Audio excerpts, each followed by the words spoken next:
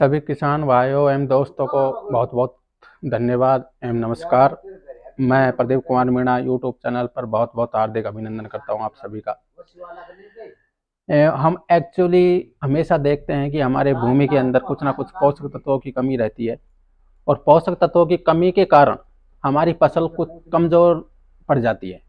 तो हम क्यों नहीं उन पोषक तत्वों की पूर्ति करें। एक्चुअली क्या है, हम देखते हैं कि हमारे ज़मीन के अंदर सूक्ष्म जीवों का होना भी बहुत ज़रूरी है। सूक्ष्म जीवों के कारण ही भूमि उपजाऊ बनती है और फसल में पैदावार की बढ़ोतरी भी अच्छी होती है, क्योंकि सूक्ष्म जीव ही, जैसे चना की खेती है, चना की खेती में सबसे मेन माना जाता है राइजोबियम। राइजोबियम पाया जाना चना के अंदर बहुत ही अच्छा माना जाता है। और इसके साथ ही अब मैं बताने जा रहा हूँ, ऐसा प्रोडक्ट लाया हूँ AWPL का इको हरियाली। AWPL का इको हरियाली, इसका नाम देखो, ये प्रोडक्ट है मेरे भाई बहनों, ये प्रोडक्ट है इको हरियाली के नाम से AWPL का। और इसका इस्तेमाल हम गेहूँ हुई, सरसों हुई, आलू हुआ, प्याज हुआ, गन्ना हुआ, टमाटर हुआ, कपास हुआ इत्यादि में डाला जा सकता है। इसका रेट एवरेज 1000 रुपया होता है, आधा किलो की पैकेट में है ये। इको वैदिक एग्रो इको हरियाली के नाम से है ये प्रोडक्ट।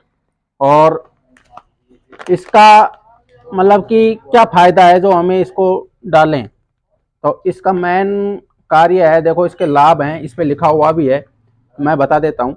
सबसे मेन इसका कार्य है कि बीज को अंकुरण में सहायक, मतलब बीज को अंकुरण में, मतलब आसानी से अंकुरण हो पाता है बीज इसके डालने से। और है पौधों की जड़ों में भी वृद्धि करने में सहायक है। भूमि में उपस्थित लाभदायक जीवाणु, मतलब भूमि के अंदर जो सूक्ष्म जीवाणु होते हैं ना, जो लाभदायक जीवाणु होते हैं, जैसे केचुआ हुआ, अन्य सूक्ष्म जीवाणु होते हैं छोटे छोटे, उनको बनाए रखता है, जिससे हमारी भूमि उपजाऊपन बनी रहती है और पैदावार भी अच्छी होती है जिसके कारण। तीसरी बात, ये भूमि की जल धारण क्षमता में बढ़ोतरी करता है। मतलब जैसे रेतीली भूमि है तो वो जल धारण करने की क्षमता कम होती है उसकी। हालांकि चिकनी जो काली मिट्टी है उसकी तो जल धारण क्षमता पहले से ही अच्छी होती है, और रेतीली भूमि की जल धारण क्षमता बहुत कमजोर होती है, तो इसको डालने से इसकी जल धारण क्षमता भी बढ़ेगी। और इसके साथ ही भूमि की एक संरचना, मतलब भौतिक संरचना दशा में सुधार करता है ये प्रोडक्ट।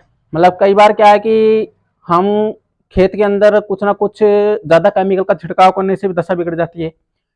और दूसरी बात क्या है कि हम टाइम से मतलब उसकी देखभाल नहीं कर पाते हैं, कोई भी कारण मान लो, जैसे बात जोत सही तरीके से नहीं करते हैं, तो उसकी भूमि दशा, मतलब कि भौतिक संरचना में अपरिवर्तन हो जाता है, मतलब कि वो एक तरीके से भौतिक दशा उसकी खराब होती चली जाती है। तो उसको सुधार करने में भी ये प्रोडक्ट बहुत सहायक है। तो ये दोस्तों इको हरियाली, वैदिक एग्रो इको हरियाली के नाम से WPL का प्रोडक्ट है और बहुत ही शानदार प्रोडक्ट है। इसको हम सब्जी वर्गीय में भी डाला जा सकता है, गन्ना हुआ, सरसों हुई, धान की खेती में भी डाल सकते हैं, मतलब सभी खेती के अंदर इसको यूज कर सकते हैं। इसका मतलब एक तरीके से जैविक खाद है। अब इसके बाद हम बात करते हैं वैदिक एग्रो 90। इसका कार्य क्या है, सबसे मुख्य बात, इसको हम किसी भी फंगीसाइड या किसी भी दवाई के अंदर इसको मिलाकर डाल सकते हैं। इसका मेन कार्य क्या है कि हम जैसे कोई दवाई को छिड़काव करते हैं तो वो क्या है कि पत्तियों पर बहकर नीचे गिरने लग जाती है, तो वो आसानी से डरती नहीं है। तो उसका अगर इसको मिलाकर और उस दवाई का छिड़काव करेंगे तो क्या है कि ये पत्तियों पर उसको डांटने का काम करेगा, मतलब उसको नीचे नहीं गिरने देगा। उसका मतलब सही तरीके से पत्ती मतलब अवशोषित करेगी दवाई को, और जिससे मतलब कि जल्दी से जल्दी जो भी रोग लगा हुआ है, फंगीसाइड लगी हुई है, वो साफ हो सके। क्योंकि हम देखते हैं कि पेवर जो दवाई छिड़काव करते हैं तो कुछ तो मतलब पत्ती के अंदर गिर जाती है, कुछ नीचे बहकर आ जाती है, तो ये वो काम करेगा उसको डांटने के लिए। इसके साथ ही जो पौधे के अंदर सिलिकॉन की कमी हुई है ना, सिलिकॉन जो तत्व होता है ना, और सिलिकॉन की कमी होती है ना, वो सिलिकॉन की पूर्ति करेगा ये प्रोडक्ट। इसका नाम है एग्रो 90, वैदिक एग्रो। ये भी है WPL का है, देखो ये वाला है।